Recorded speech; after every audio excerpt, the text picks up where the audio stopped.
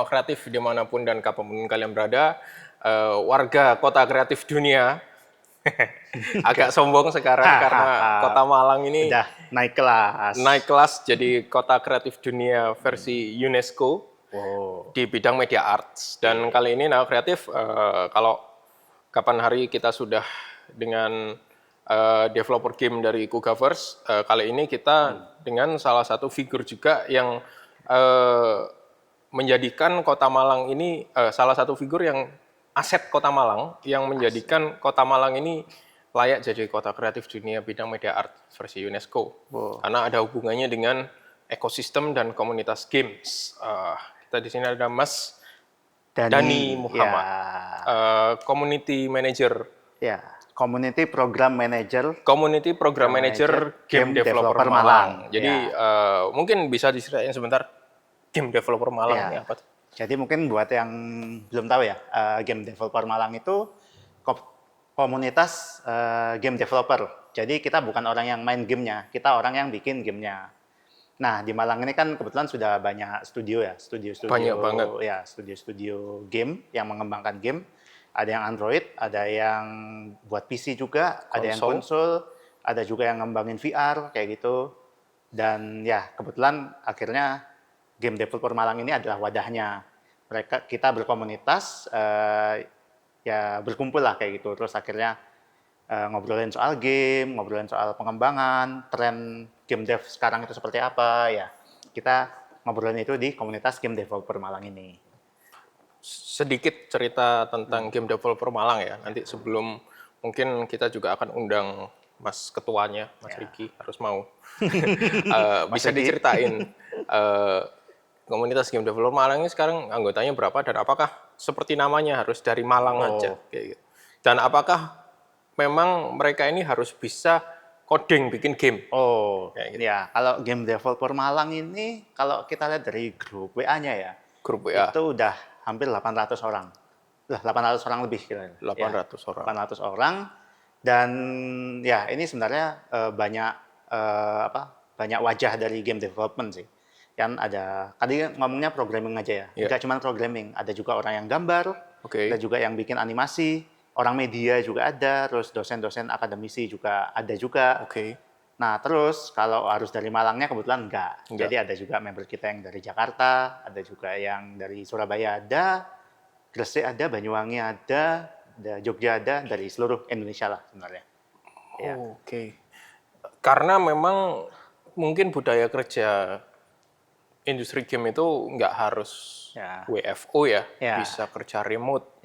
Jadi mungkin studionya di Malang, tetapi human resource-nya itu bisa tersebar bahkan di luar negeri, di luar kota kan seperti itu.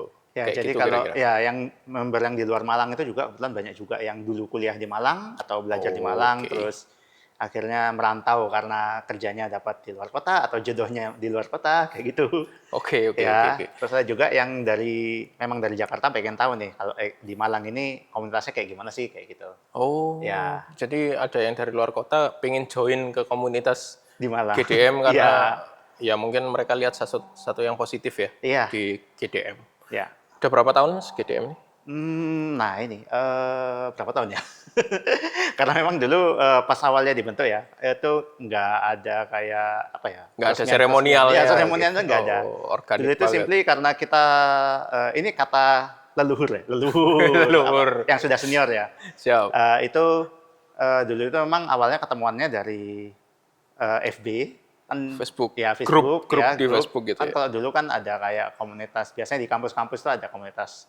Kalau di UBU kayak Rayon kayak gitu, komunitas game dev-nya itu. Dan akhirnya mereka ya saling ketemu di Facebook gitu. Terus ya udah akhirnya ngumpul catering kayak gitu, game dev di Malang. Dan akhirnya jadilah game dev Malang itu kayak gini. Cuman kalau kita lihat dari ini aku nggak tahu tahunnya, tapi kalau Global Game Jam, acara yang diadakan game dev Malang itu sendiri sudah ada dari tahun 2014 kalau nggak salah. Jadi mungkin harusnya sekitar tahun itu. Kita masuk ke Global Game Jam ya sekarang berarti ya. Jadi Nawa Kreatif Global Game Jam saat podcast ini tayang, Global Game Jam itu baru selesai sekitar 2 2 hari lalu ya, 2 hari atau 3 hari ya? Ini hari Rabu ya, Minggu Ya, kita 3 hari, tutup ya. 3 hari sekitar kira-kira. 3 hari yang lalu Global Ya. Game Jam yang Global Game Jam 2026. Ya, Dan itu acara tahunan ya. tahunan. Tadi Mas Dani udah bilang mulai dari tahun 2014, 2014 ya. Nah, kita ngomongin yang terbaru ini dulu, Mas.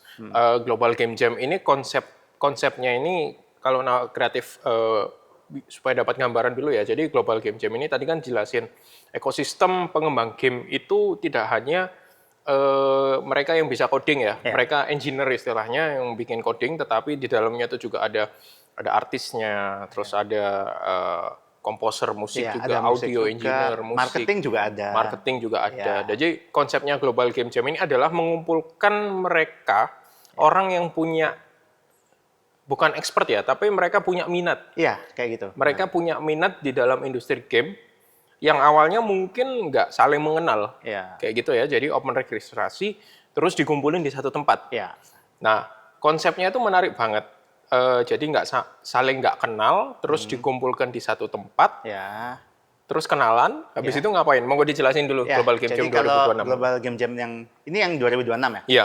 Itu bisa dibilang ya mereka yang daftar di Global Game Jam itu kita bagi role. Ada game designer, programmer, artis. Nah, artis ini kan ada yang 2D, jadi gambar 2D, ada juga yang 3D, jadi 3D modeler kayak gitu. Dan ada juga musik atau role lain kayak penulis kayak gitu.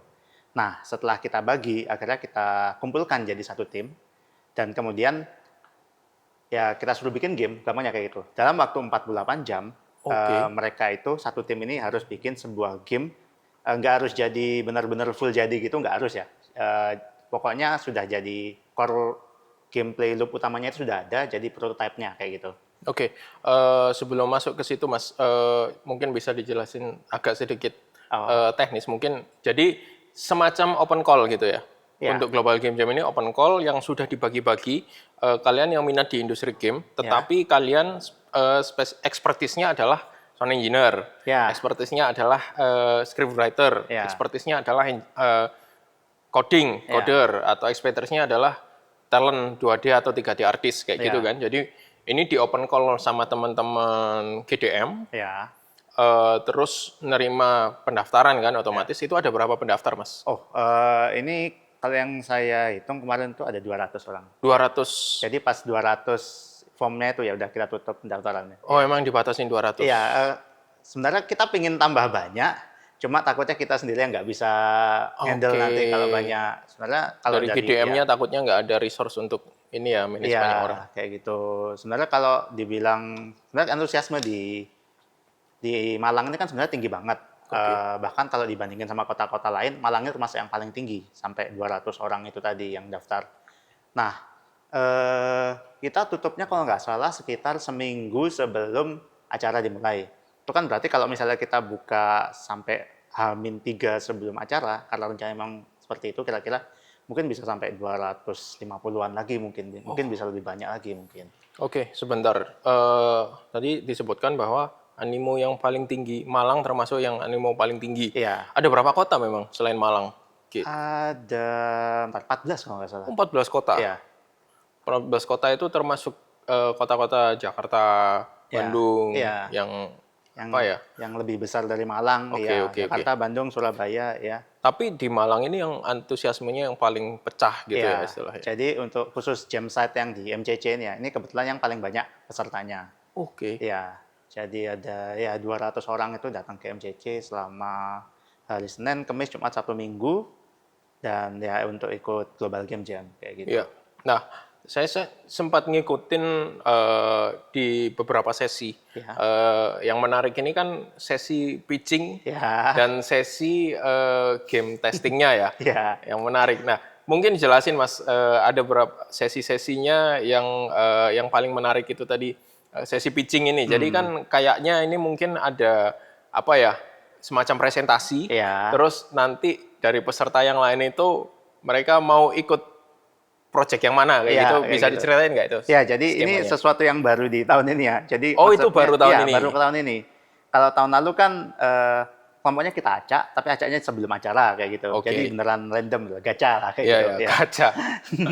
Nah, kalau sekarang sistemnya itu kita sebut sistemnya Take Me Out gitu. Take Me Oke, Out ya, take me Take Me out. Out ya acara yang Iya, iya, di iya, TV iya, itu. iya, iya. Jadi tiap orang itu bikin elevator pitch. Elevator pitch itu ya kayak semacam 1 menit. Ibaratnya kamu lagi masuk elevator, ketemu bosmu, terus kamu nge-pitch idemu lah kayak gitu. Elevator pitch. Oke. Ya, jadi selama 1 menit itu teman-teman game designer ngasih tahu teman-teman role yang lain itu proyek mereka kayak gimana. Nah, nanti setelah 1 menit selesai, semua game designer selesai menjelaskan. Nah, itu nanti eh, teman-teman role yang lain bisa milih kayak gitu. Oh, saya pengen ikut kelompoknya yang gamenya ini kayak gitu, atau game yang ini kayak gitu, bisa kayak gitu sebenarnya. Oke, itu apakah tadi kan dibilang ini format yang baru ya dari tahun Ya, lalu. Itu apakah berarti di masing-masing kota, masing-masing daerah itu formatnya tergantung dari komunitas yang mengelola global game ya. jamnya ini? Jadi gimana ya? Tiap kota memang biasanya punya formulanya masing-masing kayak gitu kan, Oke, menyesuaikan juga dengan kebutuhan kotanya iya, juga iya, kayak iya, gitu. iya. Untuk yang Malang kebetulan karena kita pengen ibaratnya meningkatkan kualitas game yang selesainya juga, karena kalau tahun lalu pengalaman kita sih gamenya 48 jam itu biasanya ya yang penting jadi kayak gitu. Nah, kalau misalnya eh, orang-orang bisa tahu, oh ini ada ide game ini, ayo kita ikut game ini. Sama sudah dijelaskan juga bikin ide game yang viable dalam waktu 48 jam itu gimana, ya harapan kita nanti outputnya game yang dihasilkan bisa lebih baik lagi. Karena mereka ikut ide yang memang mereka passionate kayak gitu. Oke, menarik juga Hmm, konsepnya. Jadi karena nggak gampang ya ya, mempresentasikan elevator pitch ya, dalam under 1 menit ya, atau 2 menit kayak gitu. ya. Itu agak kecuali kalau lebih dari itu berarti elevatornya kan rusak. Hmm, iya benar-benar. Jadi eh, jadi konsep dari global game jam ini sendiri juga mungkin ini adalah event yang memang benar-benar running by community Ya, untuk komunitas juga. ya, jadi bukan apa ya, bukan acara lomba yang kompetisi gitu lah. Ini Iya, iya, beneran event, pokoknya ayo kita kumpul yang masih sekolah, yang masih mahasiswa, iya, iya. yang udah kerja, yang dan yang lain-lain lah. Buat ayo kita kumpul dan bikin game bareng. Asal Kayak gitu. punya passion di dalam pengembangan game ya. Iya, selama nggak punya pengalaman pun nggak apa-apa. Tapi silahkan datang ke sini. Nanti belajar juga sama teman-teman yang lain dan belajarnya sekalian praktek 48 jam itu. Gokil, gokil. 48 jam itu ternyata kalau tahun lalu kan outcome-nya sudah terlihat ya. Ya, Kalau yang tahun ini gimana? alhamdulillah kalau tahun ini kita ngerasa outcome-nya bisa lebih gimana ya? Dibilang lebih siap gitu loh gampangnya. Oke. Jadi kita bisa melihat teman-teman bisa lebih siap lagi untuk mengembangkan gamenya. Kualitas peserta Ya, juga kayaknya lebih ya lebih lebih matang tahun ini ya, karena ya, mungkin mereka sudah lihat yang tahun lalu, mungkin ya, belum masih ragu atau ya, belum sempat ikut, terus akhirnya mereka ikut tahun ini seperti ya. itu. Tapi apa ada yang dulu ikut, tahun lalu ikut, terus tahun ini ikut lagi kayak gitu? Iya, cukup banyak kok Oh sebenarnya. ya, Iya, alumni alumni yang tahun alumni tahun 2000, lalu, ya dari tahun lalu, dari tahun sebelumnya lagi. oke. Ada juga yang dulu ikut, terus sempat gak ikut, terus akhirnya ikut lagi, itu juga ada. Itu sekarang, dulu pas mereka ikut tuh masih belajar, masih mahasiswa, terus sekarang udah jadi profesional, mumpung di Malang Oh, ikut lagi kayak gitu. oh Ya, iya iya iya. Jadi emang benar-benar apa ya? Formatnya itu memungkinkan untuk langsung transfer knowledge ya, antara yang sudah expert sama yang masih baru. ya, Itu mereka bisa langsung kolaborasi, ketemuan, bikin project bareng. ya kayak gitu. Tuh, keren banget Mas. Terus sebenarnya mungkin sudah bisa ditebak ya, goals-nya ini apa. Tetapi nggak apa-apa, monggo dijelaskan sebenarnya goals-nya Global Game Jam ini apa sih? Goals-nya ya. Ya gampangnya biar teman-teman yang karena di Malang kan banyak kan yang minat kan biasanya yang masih pelajar, yang masih mahasiswa, biar mereka bisa ketemu langsung dengan teman-teman lain yang sehobi Ya, dan kemudian bikin game. Jadi mereka bisa langsung tahu bikin game itu gimana sih, tahap-tahapannya seperti apa. Terus ya akhirnya ya bikin learning by doing lah kayak gitu. oke. Hmm. Terus ada ini nggak Mas? Ada studio-studio game baru yang lahir dari Global Game Jam kayak gini? Nah, untuk tahun ini kan masih baru selesai 3 hari ya. Iya. Masih perlu dilihat. Tapi kalau tahun lalu biasanya ada kayak Ada. gitu. Ya. Jadi ya akhirnya karena ikut Global Game Jam, akhirnya dapat ilmu. Ada yang mereka satu kelompok itu akhirnya bikin game, ada juga yang akhirnya bikin game ya, terus ada juga yang bikin studio sendiri, walaupun nggak satu kelompok itu. Karena mereka ya sudah tahu, sudah punya pengalaman, terus ketemu sama expertnya kayak gitu. Ya akhirnya alhamdulillah akhirnya jadi studio, ada output berupa studio kayak gitu. Oke. Ya. Dari produknya sendiri, dari game-gamenya sendiri, kalau yang dari tahun lalu, itu akhirnya larinya kemana, Mas? Apakah jadi game komersil kah, atau cuman jadi game eksperimen seperti itu? Ya, kalau tahun-tahun sebelumnya kebetulan ada juga yang akhirnya, kalau di industri game itu kan ada yang istilahnya, bukan istilah ya, ini event gitu, di Bali, namanya GDX ya? IGDX ya, Indonesian IGDX. Game Developer Exchange. Ya, itu kebetulan ada bukan salah satu, lumayan banyak kok orang yang ikut GGJ kan Januari, IGDX Oktober. Nah, selama antara Januari sampai Oktober itu gamenya dikembangkan dan kemudian sudah siap buat jadi jadi prototipe gitu. Akhirnya ke IGDX, nggak cuma dipamerkan tapi juga ketemu investor. Oke. Ya. Sekalian cari publisher Ya, kayak gitu ya. jadi bisa dibilang GGJ itu jadi starternya gitulah. Ada event mau ketemu investor Oktober. Nah, Januari ini persiapan ide gamenya seperti apa kayak gitu. Jadi menariknya juga kalau dari pola yang seperti ini, ya game ini kan luas ya Mas ya. Mechanical gamenya, mekanisme gameplay ini kan kalau kita lihat sekarang itu kan banyak yang unik. Banyak yang unik dan ya mungkin kalau Nawak Kreatif suka main games, bisa perhatikan trennya sekarang kan kayaknya trennya ini kan nggak hanya di game saja ya, tapi kecenderungan bahwa tren ini selalu berulang. Nah, kalau lihat tren game sekarang kayaknya game-game side scrolling, platform, kayak gitu kan juga hampir kayaknya ngetren lagi kan. Kayak kemarin ada yang nge-hype itu kayak Hollow Knight, kayak gitu. Jadi dan mungkin karena pengembangan game-game yang terlihat ya bukan simple ya, cuman terlihat sederhana dibandingkan game AAA, kayak gitu itu berarti kan yang dicari itu kan inovasi gameplaynya. Itu kan hanya bisa didapat dari ide, dari dari ide-ide kan kayak gitu. Nah, Global Game Jam ini kira-kira apa Mas? Ada nggak sisi menariknya dari kayak gameplay yang dari segi gameplaynya, konsepnya kayak gitu? Dari segi gameplay ya. Tahun ini kan kebetulan temanya itu topeng. Jadi di seluruh dunia setiap tahun ada tema ya? Iya, ada temanya. Jadi dan itu yang menentukan orang GGJ pusatnya yang di San Francisco. Ya, nah tahun ini kan temanya topeng. Jadi ya ada beberapa konsep bisa dibilang kayak karena topeng ini interpretasinya luas, ada orang yang bikin game tentang dia memakai topeng untuk menyembunyikan identitasnya kayak gitu. Terus pakai topeng untuk menyesuaikan diri dengan tempatnya kayak gitu. Jadi kalau inovasinya lebih banyak kebetulan dari sisi naratif. Narasinya, cerita. Mungkin karena ya temanya itu topeng, nah akhirnya teman-teman berimajinasi, kalau topeng ini maknanya seperti ini, maknanya seperti ini, kayak gitu mungkin ya. Kalau dari segi gameplay, nah itu ya sebenarnya kurang lebih nggak ada sesuatu yang benar-benar wah baru banget kayak gitu. Sebenarnya ada sih sebenarnya board game, tapi kalau board game. Iya. Berarti nggak hanya game digital aja ya, tapi ada game fisik. Ada board game juga. Jadi board game juga. Kebetulan tahun ini ada 5 tim board game. Ya, dan kalau tahun sebelumnya kan nggak ada. Terus tahun 2024 kalau nggak salah ada 2. Nah, tahun ini ada 5 tim board game dan kebetulan itu kita support mereka. Kita sediakan dev kit kayak gitu. Nah, ini juga termasuk itu tadi ya, tren yang berulang ya. Board game itu kan dulu zaman-zaman ini kayak ular tangga, monopoli dan lain-lain. Cuman kalau sekarang board game ini bisa lebih kompleks lagi, bahkan ada pengembangnya sendiri.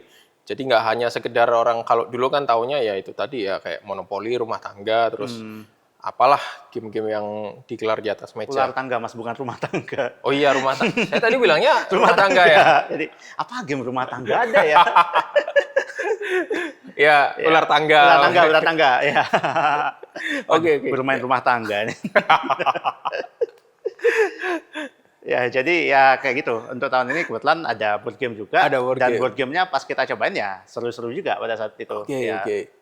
Berarti pengembang games itu nggak hanya games digital aja, Ya. tapi ya juga board game. Ya, jadi board game itu sebenarnya juga termasuk game. Kan gambarnya kayak gitu.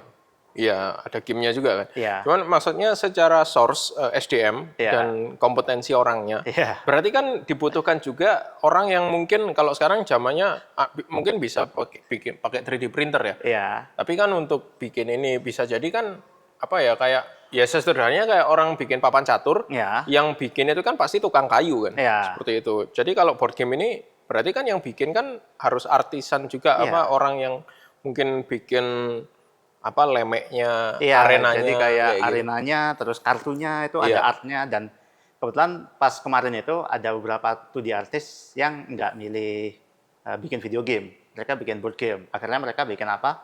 Art di kartunya, sama posternya kayak gitu, dan memang hasilnya ya akhirnya jadi bagus board gamenya kayak gitu. Ya mereka nyetak sendiri sih, ya. Oh iya, sampai effort sampai Iya, segitu segitu ya. effortnya, ya. Gila. Iya, kalau ngomongin kearifan lokal ya. Ya, Tadi Topeng ini kan linear banget sama kearifan lokal Malang kebetulan. ya, Topeng Malang. ya, Terus board game ini sendiri kan juga butuh yang namanya lebih ke visual ya, Ya. lebih ke rancangan selain ke desain game tentunya juga butuh visual yang menarik. Berarti banyak banget opportunity teman-teman yang memang selama ini mungkin menekuni bidang desain grafis ya. di kafe lah, tetapi sebenarnya masih belum punya gambaran untuk masuk ke industri game. Ya. Jadi itu sebenarnya bisa. Ya, bisa. Dan sepertinya pas GGJ kemarin itu sudah ada shift yang bergeser, karena biasanya kan kalau dari persentase kan pendaftarnya itu rata-rata, ini yang kuliah ya, rata-rata anak informatika, anak IT. ya, anak IT lah kayak gitu. Ini kebetulan cukup banyak anak animasinya kayak Oh, gitu. iya? Iya, ada berapa, paling banyak memang anak animasi malah kalau di persentase. Cuman tipis sih sebenarnya dibandingkan anak IT, tapi anak animasinya cukup banyak yang jurusannya animasi kayak gitu. Jadi memang dan sebenarnya kita butuh juga karena di game itu, terutama video game ya, yang penting itu sebenarnya yang pertama dilihat orang itu pasti selalu artnya, visualnya. Nah, karena itu kita pingin meng-approach lebih banyak lagi artis-artis, dan nggak cuma orang IT lah, orang-orang kayak animator, terus ilustrator, Pelukis bahkan ya. pelukis bahkan mungkin bisa bikin game yang artnya bisa unik banget kayak gitu. Iya. Ya. Menarik. Ya. Tapi apakah kayak gini ini juga ya mungkin harus bagi tugas ya. Ya. Yang mensosialisasikan opportunity dalam industri game ini kan nggak bisa hanya dalam lingkup komunitas. Ya. Aku lihat dari teman-teman GDM ini juga sering banget dapat kunjungan industri dari SMK seperti itu. Terus untuk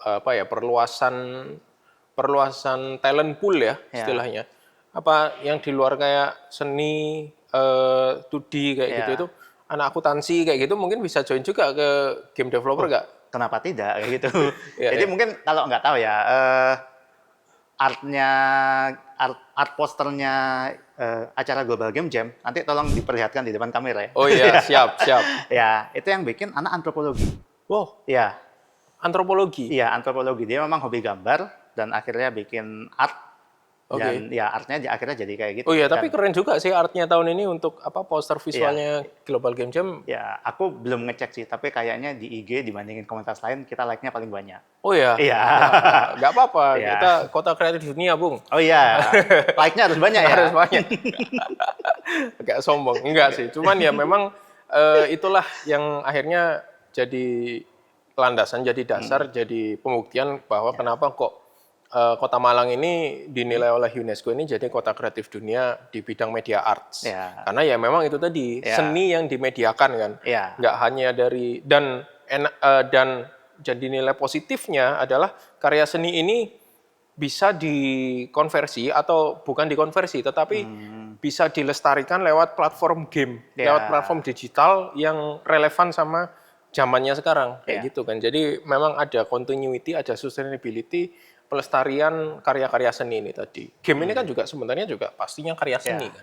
Ya, ini juga tambahan fun fact ya, buat yang ilustrasi maskotnya tadi, ilustrasi posternya tadi, maskotnya itu bawa tasnya itu horeg aslinya.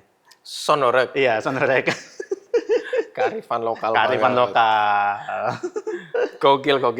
Oke, kalau tadi dibahas bahwa Global Game Jam di Malang ini secara likes di Instagram paling banyak, secara jumlah peserta ini paling banyak kayak gitu.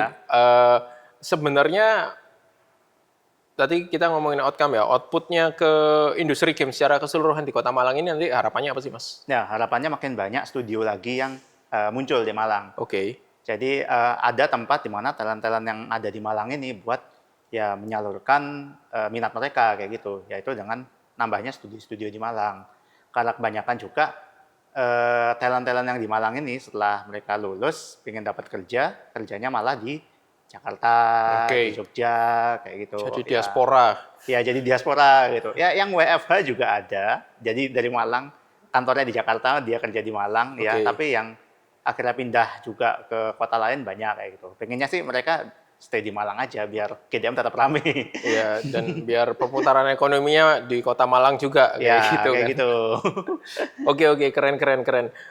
Jadi ini tadi emang benar-benar ya Global Game Jam ini kan seperti namanya global ya. Tetapi ternyata global ini bisa dimaknai bahwa kegiatannya memang skalanya global. Tetapi secara skup pengerjaan atau skup dampaknya ini bisa sampai ke ranah mikronya. Kalau di Kota Malang ya dampaknya ini bisa dirasakan sama Kota Malangnya ini sendiri dan penduduk dan di lingkungan sekitarnya, terus di kota lain pun juga ya. Jadi kayak mungkin di mana sih, Bandung, Jakarta, terus ada 14 kota lainnya itu. Karena mungkin industri game ini ternyata meskipun kapitalisasinya sangat besar ya kan, industri game ini kan mengalahkan industri film dan musik digabung, itu aja kapitalisasinya masih kalah sama industri game. Dan ternyata yang main di industri game ini beda banget sama industri film. Ya mungkin sekarang industri film ini sudah mulai naik yang namanya film-film indie kayak gitu kan. Tetapi kan secara perputaran dampak secara dampak ekonominya, kalau film ya mungkin koreksi kalau saya kurang tepat, tetapi kan film ini ongkos produksinya itu mahal dan banyak sekali keterbatasan dari film-film independen. Untuk bisa dikomersialisasikan, bioskop komersil itu sangat jarang yang mau merelakan layarnya untuk diputar film indie, sangat jarang. Jejaring karena dikuasai oleh korporasi kan, bahwa yang mereka memang bisnis oriented kan seperti itu. Nah, sedangkan kalau game ini kan bisa lebih Global Game Jam ini kan berarti kan independen kan? Iya, bisa dibilang gini sih, salah satu di game itu yang mungkin masih bisa jadi dibilang keuntungannya kalau dibandingkan industri kreatif lain itu bikin yang levelnya masih indie aja yang nggak harus mahal-mahal itu masih bisa sukses. Nah itu loh maksudnya, bener bisa dapat banyak. Kayak dulu sempat heboh waktu pandemi itu apa Flappy Bird ya? Itu bukan Among Us, itu malah sebelumnya lagi itu malah indie juga Iya, Flappy Bird itu dalam jangka waktu sangat singkat itu udah berapa ratus juta. Ya, itu kan nggak salah dia solo dev dari Vietnam ya, nggak salah. Orang satu kan dia. Iya, bikin sendirian. Game. Flappy Bird itu. Sampai akhirnya sama yang bikin sendiri di take out kan gamenya. Karena dia nggak kuat dengan popularitasnya atau seperti apa. Ya nggak paham juga sih motifnya seperti apa. Cuman sampai segitu masifnya ya. Iya, jadi ya untungnya ya distributornya kalau di game itu kan Play Store, terus apalagi Steam kayak gitu, dan itu bukan sesuatu yang susah dimasukin kok, nggak ada ya urusan-urusan mungkin sama korporasi di belakangnya kayak gitu biasanya. Iya, jadi Flappy Bird tadi apa yang pandemi itu tuh yang Among Us. Among Us kayak gitu. Itu kan juga nge-hype banget. Itu indie juga. Among Us itu bisa dibilang indie juga sih karena studionya kecil. Terus kayaknya setelah pandemi jadi lumayan besar juga, akhirnya nge-hire beberapa orang kayak gitu.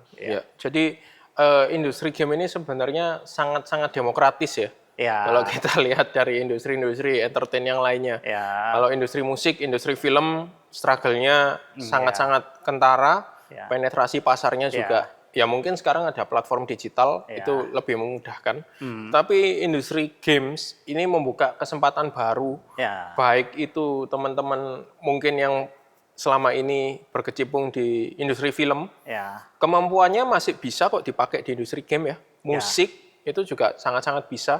Industri film, sutradara itu bisa dibikin, ya bisa pasti masuk ke industri game juga kan? Ya, sebenarnya gini sih juga, walaupun memang masih indie pun bisa sukses, bukan berarti ini gampang juga buat masuk industrinya juga ya. Karena memang makin di sini pasarnya bisa dibilang makin saturated kayak gitu. Tapi karena mereka makin saturated, bisa dibilang kalau ada ide yang unik dan memang eksekusinya bagus, jadi gambarnya bagus, musiknya bagus, game desainnya, mekaniknya juga bagus, itu biasanya bakalan stand out kayak gitu. Oke. Kayak narasi itu juga penting ya. Narasi juga penting. Yang keren ngangkat narasi, gamenya mungkin terlihat secara visual sederhana. Yang dari Indonesia itu mana ya? Yang Coffee apa? Coffee Talk itu studio apa itu? Agate? Bukan. Coffee Talk itu Toge Production. Oh Toge. Oh iya ya Toge Production ini yang Craig Front itu ya. Craig Front, game apa? Game robot-robotan. Front Mission itu. Itu saya tunggu itu kok demo terus ini. Aduh, kok Chris melihat? Dimension dong. Ya. Jadi mungkin secara visual sederhana, tapi estetik. Aku lihat itu estetik dan yang paling bikin dia bisa compete dengan game AAA. Itu kan narasinya, storytellingnya, script writingnya. Itu juga ya sama kemudian juga artnya apakah bisa melihat memanjakan mata kayak gitu dan stand out dibandingkan game-game yang lain. Karena sekali lagi ya itu permasalahannya bisa dibilang terutama yang Play Store itu cukup saturated juga. Tapi biasanya sekalinya ada yang stand out kayak Balatro itu kan bisa dibilang itu gamenya cuman main kartu. Iya, main kartu itu.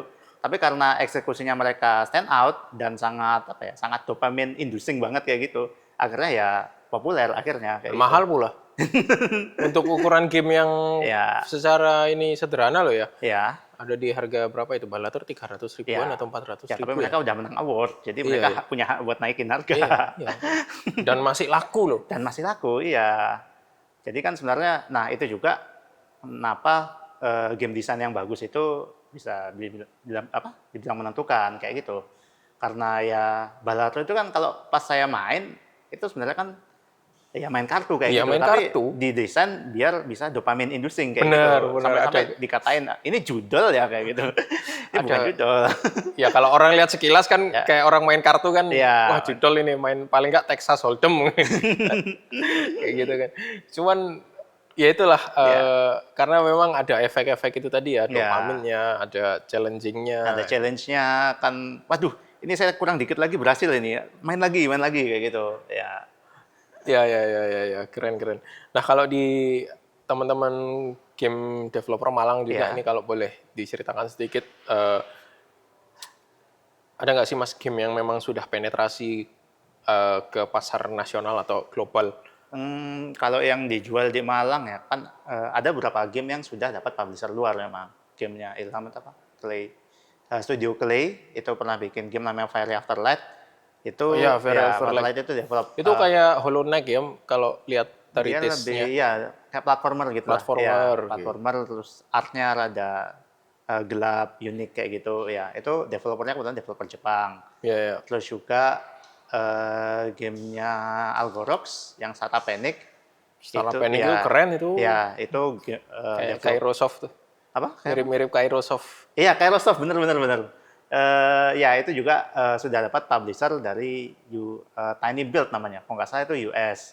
Terus ada juga game-game lain yang dapat publisher. Ya, jadi kalau dibilang penetrasi ya kita udah dapat publisher dari luar. Itu yang akhirnya memarketkan game kita keluar kayak gitu.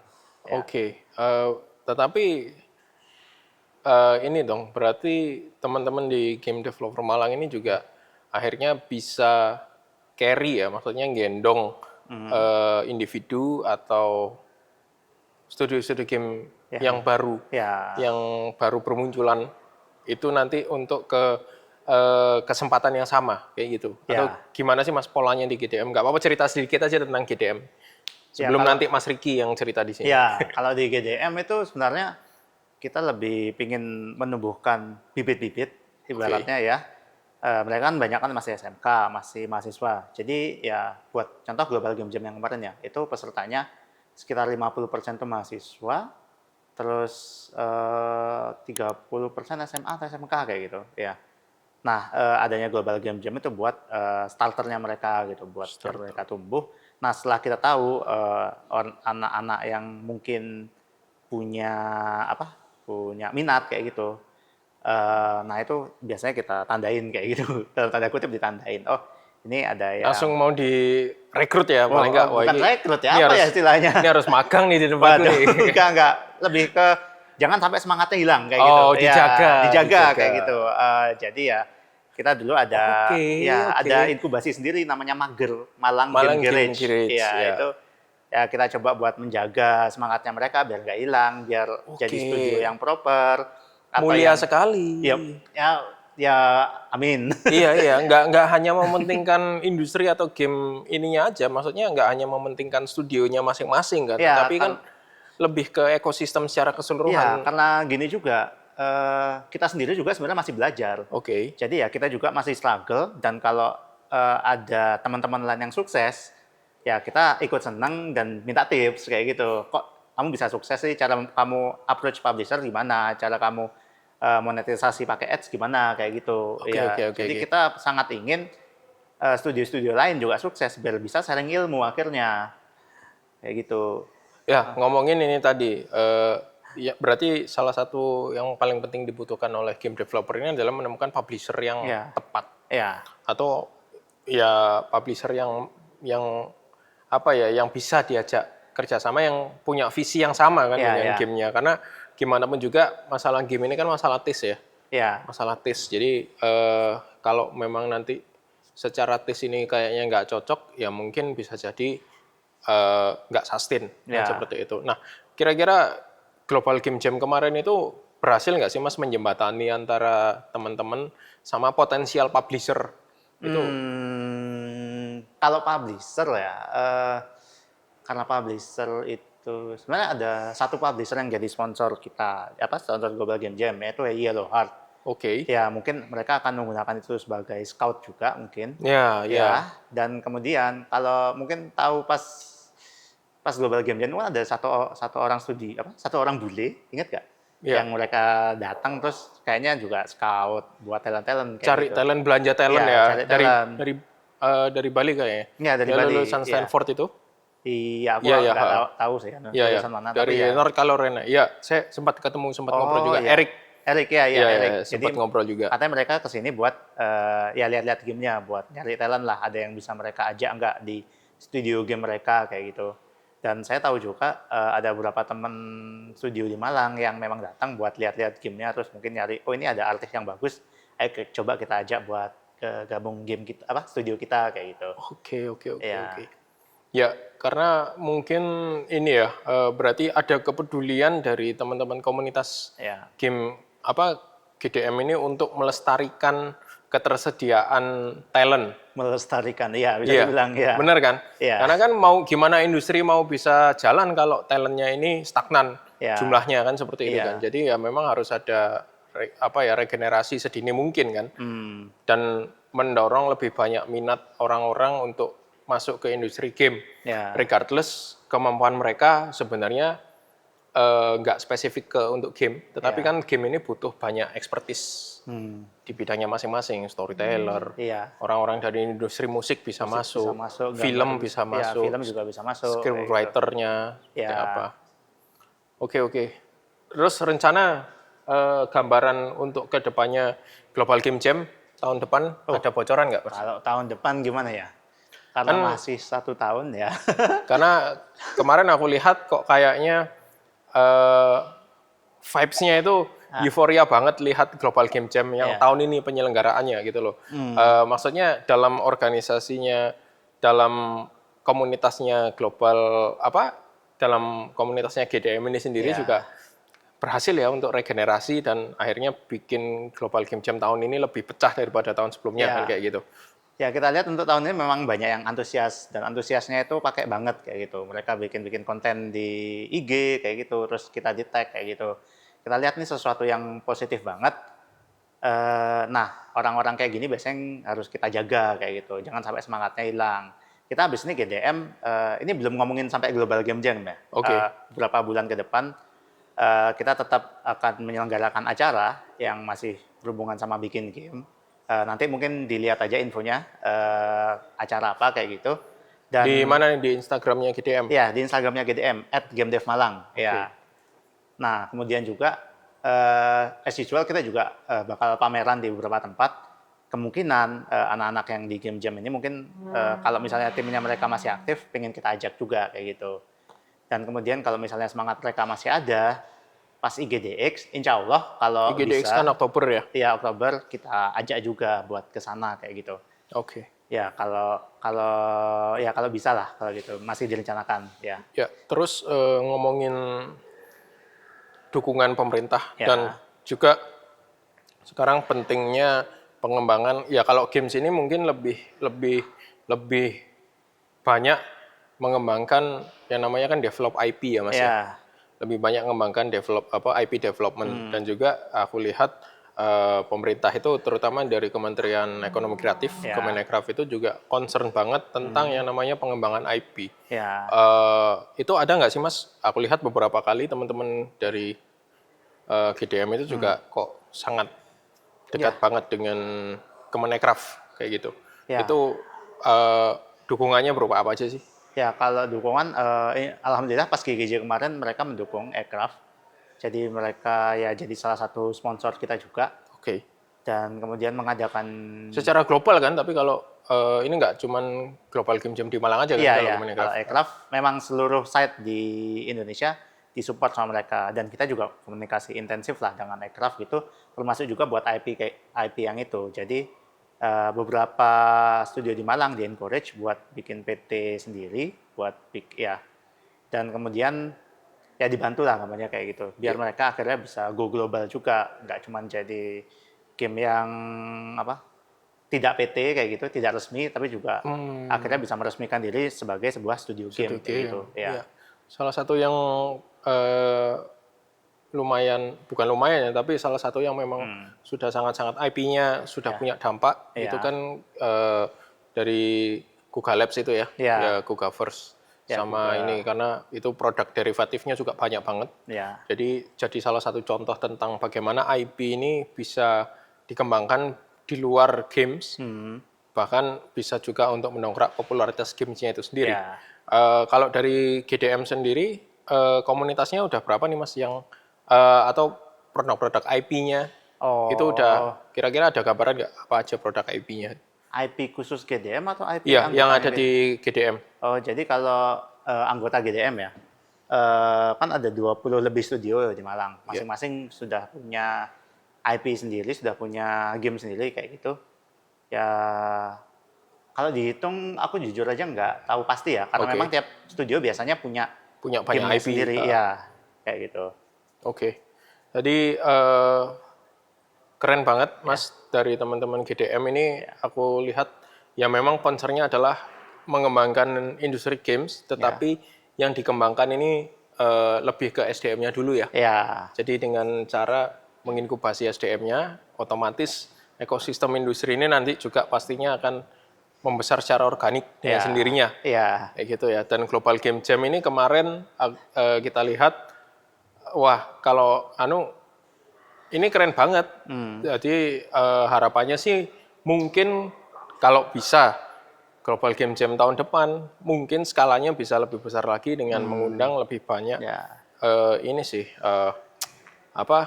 orang-orang yang beririsan dengan industri game yang profesional kan seperti itu. Supaya mereka bisa jadi juri kah, bisa jadi apa kayak. Kalau juri mungkin enggak ya, karena sekali lagi ini bukan kompetisi. Iya sih. Tapi kita pengen undang entah sebagai pemateri. Sebagai mungkin selama hari mereka melihat-lihat kayak gitu gamenya, terus ngasih tips kayak gitu. Tapi memang untuk tahun depan kita sangat ingin bisa lebih besar lagi, biar talent-talent yang di Malang ini nggak mati kayak gitu. Semakin banyak yang terjadi. Semakin banyak. Ya.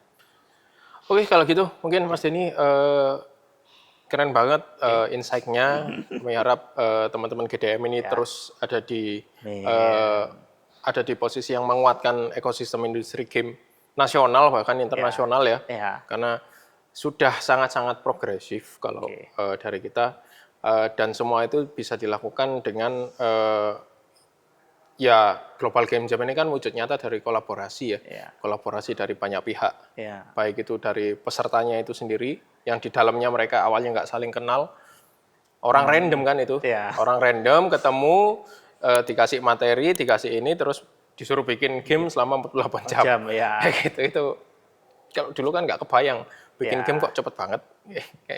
Tapi kan yang paling penting kan mereka bisa menyalurkan ide, kayak gitu. Dan itu pun juga hanya bisa dilakukan dengan pola-pola yang kolaboratif, baik itu dari sponsor, dari komunitas itu sendiri. Makanya kenapa kok DMCC itu kita punya tagline, Mas. Tagline-nya kan mau kolaborasi bisa di MCC. Sangat bisa di MCC kok. Ini GDM di MCC. Akhirnya bisa 200 orang. Wah, mantap.